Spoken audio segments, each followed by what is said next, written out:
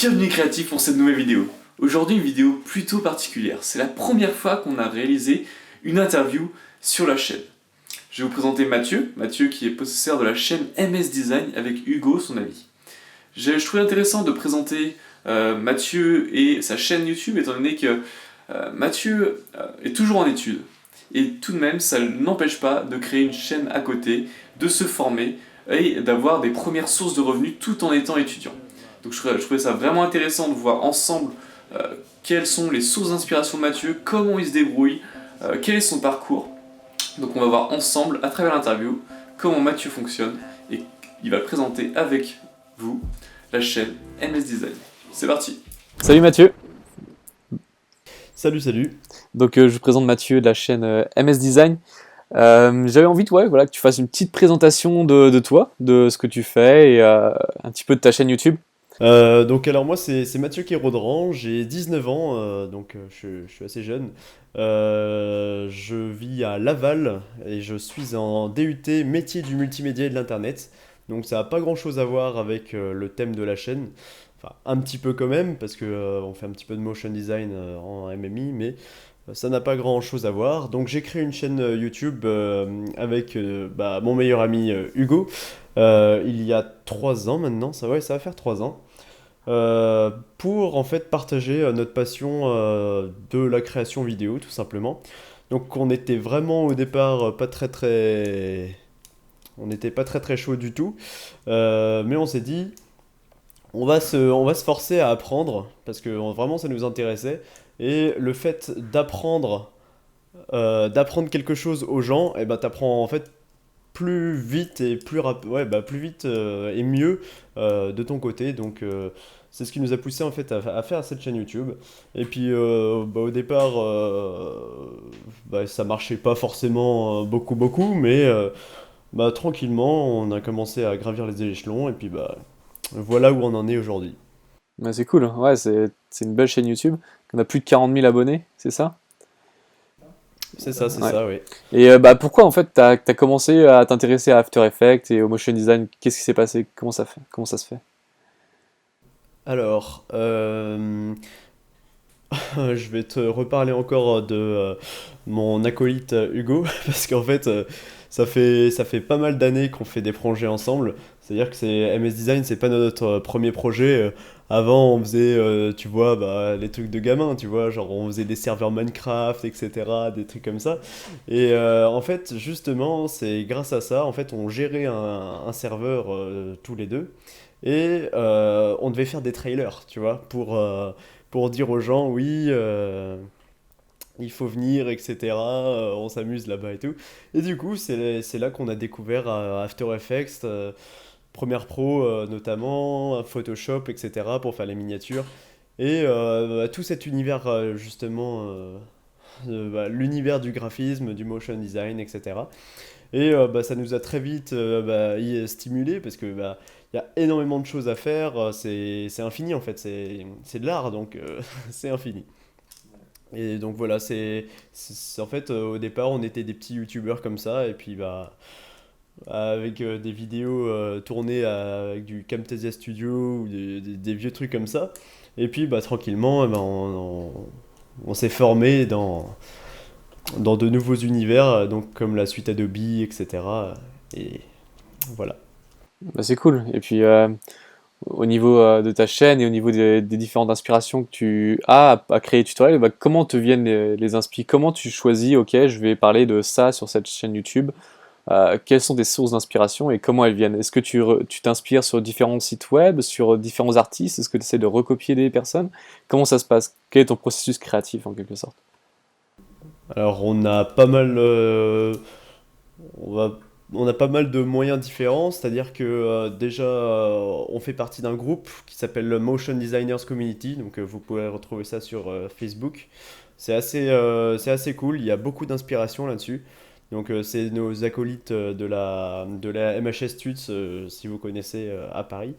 Euh, donc c'est eux qui ont créé ça, et ça c'est très très inspirant parce qu'il y a énormément de membres qui partagent vraiment des très très beaux travaux, et puis il y a de l'entraide, etc. Donc ça c'est la première source d'inspiration. Ensuite, il y a YouTube, hein, tout simplement, le fait de regarder des tutos, parce que bah, forcément, il faut se former, hein, il faut pas se reposer sur ses acquis. Là, on est dans un métier qui est en constant développement et en fait, on ne peut pas, c'est impossible de se reposer sur ses acquis. Donc, je me dis pas motion designer, hein, je vous avoue que moi, je suis juste en études là, mais voilà, je, je suis dans le domaine et le domaine il est infini et on peut, en fait, on est toujours obligé de se former, donc forcément on va avoir de l'inspiration. Donc ça passe par Instagram, ça passe par Pinterest, ça passe par, par tous ces moyens de communication, tous ces réseaux sociaux qui sont vraiment très inspirants avec des artistes qui aiment partager. Et voilà, on suit tout ça. Et puis bah sinon, c'est les clients en fait. Bah, par exemple, on a des clients, ils nous demandent de faire un effet particulier, et puis justement, cet effet, il est assez intéressant, et on peut en tirer quelque chose, on peut en tirer un tutoriel, et puis on va le faire, et c'est comme ça que nous vient, c'est comme ça que nous vient l'inspiration. D'accord. Du coup, tu commences à avoir des clients en parallèle de tes études, ou c'est avec en Ouais, lien? ouais, Ok, ouais. d'accord. Et Bah, on n'a pas forcément le temps de faire, de gérer beaucoup de clients parce que justement les études, etc., c'est pas forcément hyper simple. Mais on essaie de faire en sorte d'en avoir quelques-uns parce que premièrement, ça nous fait un revenu. Et puis, deuxièmement, c'est que justement, on s'entraîne justement avec ça. Et c'est quand même assez intéressant d'avoir un processus professionnel donc pour s'entraîner, pour par exemple du futur freelance ou alors boîte de production, etc. ouais, bah, super intéressant. Et puis d'ailleurs, comment tu as réussi alors à acquérir tes premiers clients? Alors, comment ça s'est passé? C'est intéressant ça pour tous ceux qui sortent d'école de design ou de motion, ils se demandent, ok, comment faire pour avoir un pied dans le milieu professionnel? Comment t'as fait toi? Bon, je pense que nous c'est un truc un petit peu particulier parce que en fait nous c'est pas nous qui allons voir les clients, c'est les clients qui viennent à nous. Tout simplement parce que c'est MS Design en fait. Les gens ils nous voient sur Facebook, ils nous voient sur YouTube, etc. Et ils se disent, ces deux gars-là, bon, ils m'ont l'air de bien bosser. Et en fait, voilà, ça vient juste de YouTube. On ne cherche pas les clients, justement, on en refuse beaucoup. Alors la plupart, non pas la plupart, mais il y en a beaucoup, tu sais, c'est genre des petits youtubeurs qui veulent des intros avec à 25 euros, tu vois. Donc ça, on refuse, mais de temps en temps, on a des bons clients, des gros qui souhaitent faire des grosses animations, etc. Et ça, on aime beaucoup recevoir ce genre de demande parce que ça, c'est formateur pour nous et il y a des choses à faire en fait.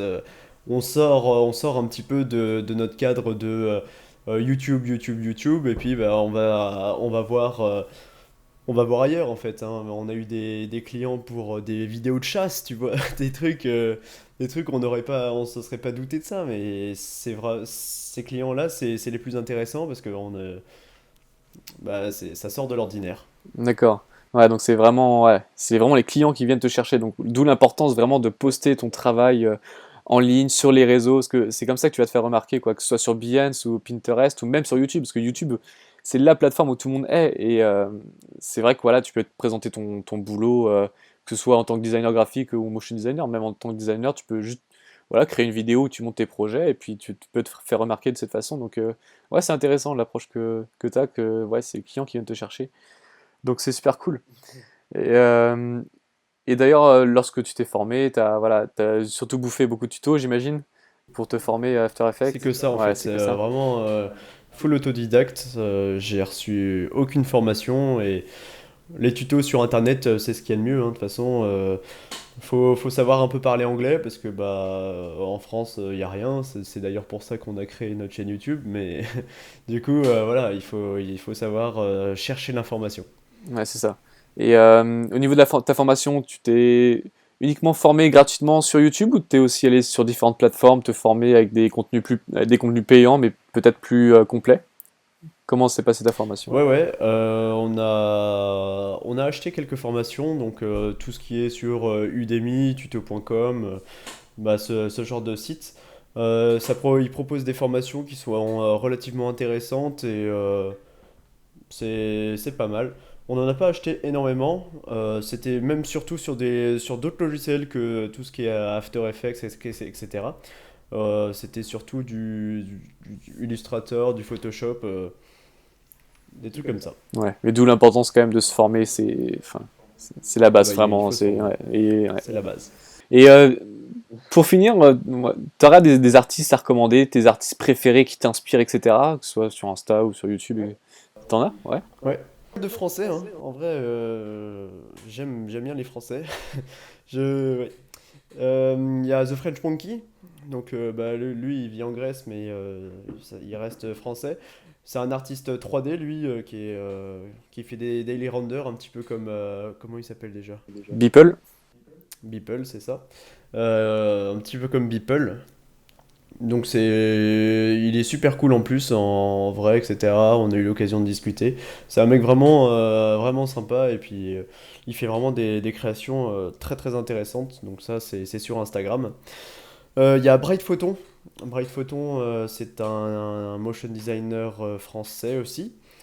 Lui, il fait pas mal de 3D aussi. En fait, je suis vachement plus. Mes sources d'inspiration sont vachement plus 3D alors que je fais quasiment pas de 3D, tu vois. Mais c'est ce que je trouve en fait le plus stylé. Après, voilà, chacun ses inspi. Il y a Grégory Villien, je sais pas si tu le connais, c'est lui qui gère Motion Café. Ouais, mais je vois très bien. Et lui, il fait de la projection architecturale, donc du mapping sur toutes sortes Des architectures. d'architectures. Et ça, c'est vraiment, vraiment stylé. J'ai pas eu l'occasion d'en voir beaucoup dans ma vie, des projections comme ça. Par exemple, sur des cathédrales et tout. Mais ça m'a toujours intéressé et c'est